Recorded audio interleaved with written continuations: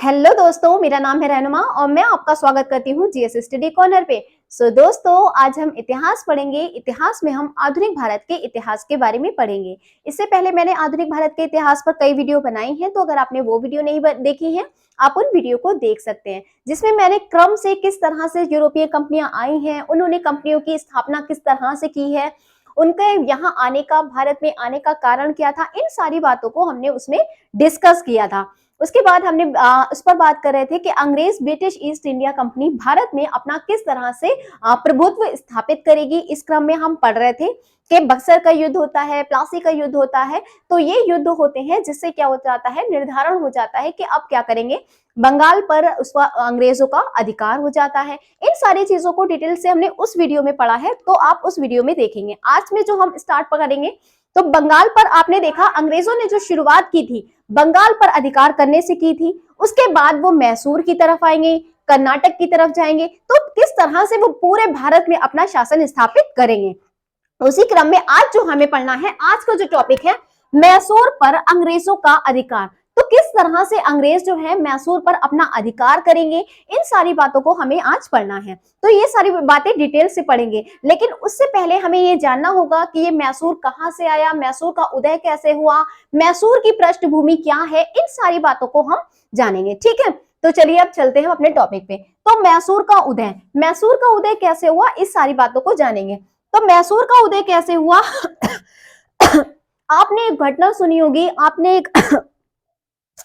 आपने तालीकोटा के युद्ध के बारे में सुना होगा। इसे बन्नीहाटी का युद्ध भी कहते हैं। तो तालीकोटा का जो युद्ध होता है वो कब होता है, तो 1565 में तालीकोटा का युद्ध होता है, जिसमें कौन कौन शामिल होता है। तो एक तरफ क्या होता है, विजयनगर साम्राज्य शामिल होता है, और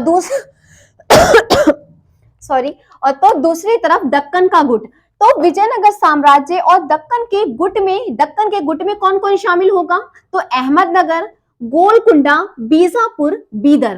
तो ये क्या होंगे, ये चारों जो राज्य होंगे, ये क्या होंगे, दक्कन का गुट मिलके क्या करेगा, विजयनगर साम्राज्य से इनका युद्ध होगा, जिसमें विजयनगर की क्या हो जाती है, हार हो जाती है जिसमें विजयनगर की क्या हो जाएगी, हार हो जाएगी। और जब ये हार जाएंगे तो जो विजयनगर साम्राज्य एक बड़ी शासन जो सत्ता होती है वो क्या हो जाती है, ये सत्ता खूब बहुत बड़े में फैली होती है, और ये सत्ता जब हार जाती है तो ये क्या हो जाती है, छोटे छोटे भागों में टूट जाती है, छोटे छोटे राज्यों में टूट जाती है, जिसमें एक छोटा राज्य कौन सा होता है, तो एक छोटा राज्य उभर कर आएगा, मैसूर।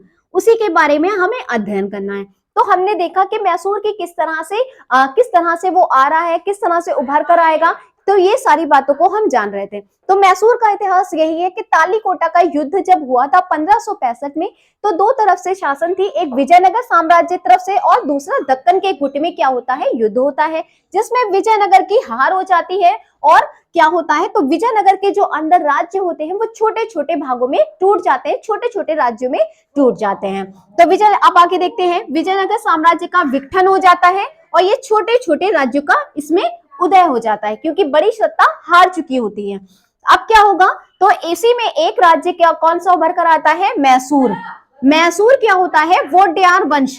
तो मैसूर की स्थापना करने वाला कौन होता है, मैसूर कैसे उभर कर आता है, तो मैसूर की स्थापना करते हैं, वोडेयार वंश की स्थापना की जाती है। ये कैसा हो जाता है, स्वतंत्र कर लेता है अपने आप को। तो वोडेयार वंश होता है मैसूर पर, ये अपने आप को स्वतंत्र कर लेता है विजय साम्राज्य से। इसकी स्थापना, मैसूर की स्थापना करने वाला कौन था, वोडेयार वंश की स्थापना होती है। तो वोडेयार वंश की स्थापना करता कौन है, आखिर वो बंदा कौन है, तो यदुराय वोडेयार क्या करते हैं, 1399 में इन्होंने मैसूर की स्थापना की थी, लेकिन स्वतंत्र शासन बाद में हो जाता है। ठीक, अब आगे देखते हैं। तो अब इसमें हम देखेंगे अंतिम स्वतंत्र शासक कौन हो जाएगा। तो मैसूर का अंतिम स्वतंत्र शासक होगा वोडेयार वंश का कृष्णराज द्वितीय।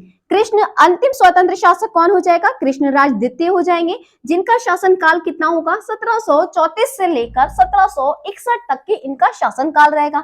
लेकिन कैसे होंगे, ये नाम मात्र के शासक होंगे।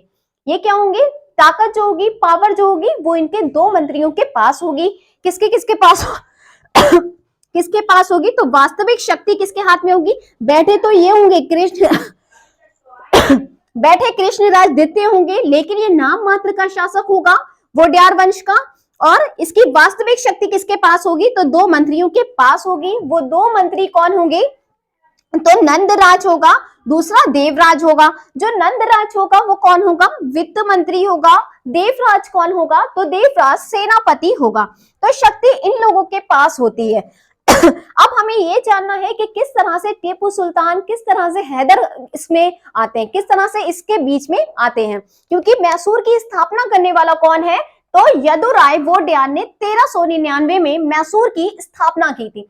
बाद में ये क्या हो जाता है, स्वतंत्र हो जाता है।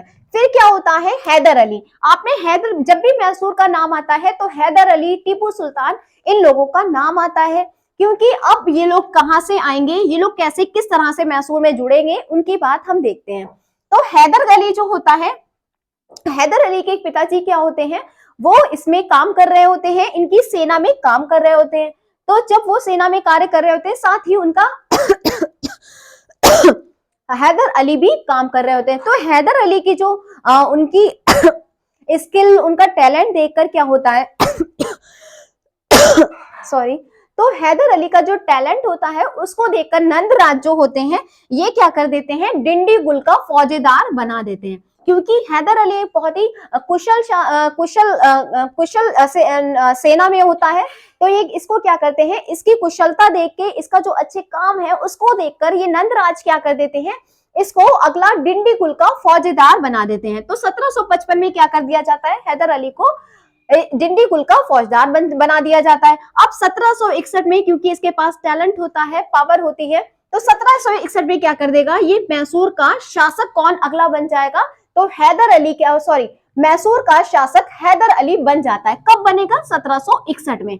वो अपनी टैलेंट के बेस पर वो क्या करता है, आगे बढ़ता है। और वही जब आता है 1755 में फौजदार बनता है, और फिर 1761 में ये क्या बन जाता है, तो मैसूर का शासक हैदर अली बन जाता है 1761 में। अब हम आगे देखेंगे, हैदर अली के उत्तराधिकारी कौन बनेगा, हैदर अली के बाद कौन आएगा, तो हैदर अली का उत्तराधिकारी उसका पुत्र होगा, उसका पुत्र बैठेगा टीपू सुल्तान। टीपू सुल्तान का भी आपने नाम सुना होगा। तो हैदर अली का जो उसका बेटा होता है वो टीपू सुल्तान होता है, अगला उत्तराधिकारी उसका बनता है। अच्छा, अब देखते हैं कुछ और इंपॉर्टेंट पॉइंट्स देखते हैं। तो 1787 कुछ पॉइंट्स हम इन लोगों के बारे में देख रहे हैं, क्योंकि हमें तो मेन क्या पढ़ना है, अंग्रेजों ने किस तरह से, जिस तरह से बंगाल पर अधिकार किया, बंगाल पर अधिकार करने के लिए अंग्रेजों को कितने युद्ध करना पड़े, तो 2 युद्ध करना पड़े थे, प्लासी का युद्ध, फिर बक्सर का युद्ध उन्हें करना पड़ा, तब उनका बंगाल पर अधिकार स्थापित हो पाया। इसी तरह से अब वो मैसूर पर अपना अधिकार स्थापित करना चाहते हैं। तो जब वो स्थापित करना चाहते हैं, इससे पहले हमने मैसूर की थोड़ी सी पृष्ठभूमि, उसके थोड़ा सा इतिहास के बारे में जाना है। तो जब टीपू सुल्तान, जो हैदर अली का नाम आया है, तो उनसे जो कुछ थोड़े से पॉइंट्स इनके इंपॉर्टेंट हैं उनके बारे में हम बात कर रहे हैं, बहुत ज्यादा डिटेल में हम नहीं पढ़ रहे हैं। तो 1787 में क्या होता है, टीपू ने अपनी राजधानी तो टीपू की राजधानी क्या होती है, टीपू सुल्तान की श्रीरंगपट्टनम होती है। तो श्रीरंगपट्टनम में टीपू सुल्तान क्या करता है, पातशाह की उपाधि लेता है 1787 में। अब क्या होगा, और भी कुछ पॉइंट्स आपसे डायरेक्ट पूछे जाते हैं। तो श्रीरंगपट्टनम में स्वतंत्रता का वृक्ष लगवाया, तो ये चीज आपको ध्यान रखना है, इन्होंने क्या, श्रीरंगपट्टनम में स्वतंत्रता का वृक्ष लगवाया। अब आगे देखते हैं कि किस तरह से अंग्रेजों ने मैसूर पर अपना अधिकार किया, मैसूर पर अपना आधिपत्य स्थापित किया। तो 4 आंगल मैसूर युद्ध करना पड़े थे। जो अंग्रेज जो थे, जो ब्रिटिशर्स थे, उनका रास्ता साफ नहीं था। जो भारत में अधिकार करने का वो ख्वाब देख रहे थे, वो इतना आसान नहीं था, क्योंकि उस समय बहुत लोगों का शासन था, ताकतवर भी सत्ताएं थी। तो क्या थी, उनसे उन्हें शासन करने के लिए, यानी कि जो रास्ता वो अपना रहे थे भारत पर अधिकार करने का, तो उनका जो रास्ता था वो कांटों भरा हुआ था। उसमें क्या करेंगे, वो बहुत ज्यादा संघर्ष करेंगे, तब जाके वो भारत पर क्या कर पाएंगे, अपनी शासन सत्ता स्थापित कर पाएंगे ब्रिटिशर्स। इस राज्य में उन्होंने शुरुआत कहां से कर दी थी, तो बंगाल से की थी। बंगाल में 2 युद्ध करना पड़े थे। अब जब मैसूर की तरफ चले हैं, मैसूर में कितने युद्ध करना पड़ेंगे उन्हें, मैसूर को जीतने के लिए, मैसूर पर अपना अधिकार स्थापित करने के लिए, तो 4 आंगल मैसूर युद्ध करना पड़ेंगे, जो अंग्रेजों और हैदर अली और टीपू सुल्तान के बीच होंगे। अब उन युद्धों के बारे में जानेंगे, किस तरह से वो जाके अंग्रेज अपना स्थायित्व कर लेंगे। तो 4 युद्ध करना पड़ते हैं इस क्रम में। याद रखिएगा कि मैसूर को जीतने में कितने करना पड़ते हैं, तो 4 करने पड़ते हैं। बहुत ज्यादा सन की तो नहीं पूछी जाती है, लेकिन और चीजें पूछी जाती हैं। तो सन कब हुई थी? तो पहला युद्ध जो हुआ था, 4 आंग्ल मैसूर युद्ध हुए थे। तो प्रथम आंग्ल मैसूर युद्ध 1767 और 69 में हुआ था। 67 से 69 तक चला था। तो हैदर अली एक तरफ से जो इधर से थे, मैसूर की तरफ से कौन था? हैदर अली था। और अंग्रेज की तरफ से जो नेतृत्व कर रहा था सेनापति, वो कौन था? तो वेरलिस्ट उसका नेतृत्व कर रहा था। इधर कौन कर रहा था? हैदर अली कर रहा था, जिसमें इस युद्ध में प्रथम आंग्ल मैसूर युद्ध जो होता है उसमें विजय किसकी होती है? तो हैदर की विजय हो जाती है। ठीक है, अगला हम पॉइंट देखते हैं। तो दूसरा युद्ध होता है। दूसरा युद्ध कब होता है? तो 1780 से लेकर 1784 तक चलता है। इसमें कौन कौन लेता है? तो हैदर भी लेता है, साथ में टीपू भी इसमें साथ देता है। तो हैदर अली और टीपू सुल्तान दोनों ही इसमें भाग लेते हैं। अंग्रेजों की तरफ से कौन भाग लेगा? तो हेस्टिंग क्या करेगा? वॉरेन हेस्टिंग इसमें इसका वॉरेन हेस्टिंग अंग्रेजों में साथ देगा। तो अंग्रेजों की तरफ से वॉरेन हेस्टिंग होगा, जबकि मैसूर की तरफ से हैदर अली और टीपू सुल्तान इसमें होगा। इसमें क्या हो जाएगी? तो हैदर की मृत्यु हो जाएगी। याद रखिएगा, इसमें हैदर की मृत्यु हो जाएगी। दूसरे युद्ध में आपसे ये पूछा जाता है कि हैदर अली की मृत्यु कब हो जाती है? तो दूसरे आंग्ल मैसूर युद्ध में 1782 में, 1782 में हैदर अली की क्या हो जाती है? मृत्यु हो जाती है। अब हम अगला देखते हैं, तीसरा युद्ध। तीसरा युद्ध 1790 से 1792 तक चलता है। इसमें क्या होता है? टीपू जो होता है भाग लेता है, टीपू लेता है, जबकि अंग्रेजों की तरफ से कौन भाग लेता है? तो लॉर्ड कॉर्नवालिस, जो कॉर्नवालिस का आपने नाम सुना होगा, तो कॉर्नवालिस क्या करेगा? इसमें साथ देगा, सॉरी, टीपू सुल्तान भाग लेगा और कॉर्नवालिस अंग्रेजों की तरफ से भाग लेगा, जो अंग्रेजों का नेतृत्व करेगा। ठीक है, अब आगे देखते हैं। इसमें क्या हो जाता है? टीपू की हार हो जाती है। इसमें क्या टीपू की हार? क्या? क्योंकि जो अंग्रेजों की तरफ से और कौन कौन साथ दे रहा होता है, इसमें अंग्रेजों की तरफ से कई लोग जुड़े होते हैं। कौन कौन होते हैं? तो मराठा की सेना होती है, और हैदराबाद के निजाम भी इसमें इसका साथ दे रहे होते हैं अंग्रेजों का। तो ये जो युद्ध होता है, ये संयुक्त सेना इसमें भाग लेती है तीसरे वाले युद्ध में। कौन कौन? इधर से सिर्फ टीपू लेगा, जबकि कॉर्नवालिस के साथ कौन कौन साथ दे रहा होगा? इसके थर्ड जो युद्ध होगा जिसमें टीपू की हार होगी, तो इसमें कौन होगा? मराठा लोग दे रहे होंगे इनका साथ अंग्रेजों का। और कौन दे रहा होगा? तो हैदराबाद के जो निजाम है वो भी क्या करेंगे? अंग्रेजों का साथ देंगे, जिसकी वजह से ये टीपू क्या हो जाता है? टीपू की हार हो जाती है। ये सेना बड़ी होती है, जिससे इनकी हार हो जाती है।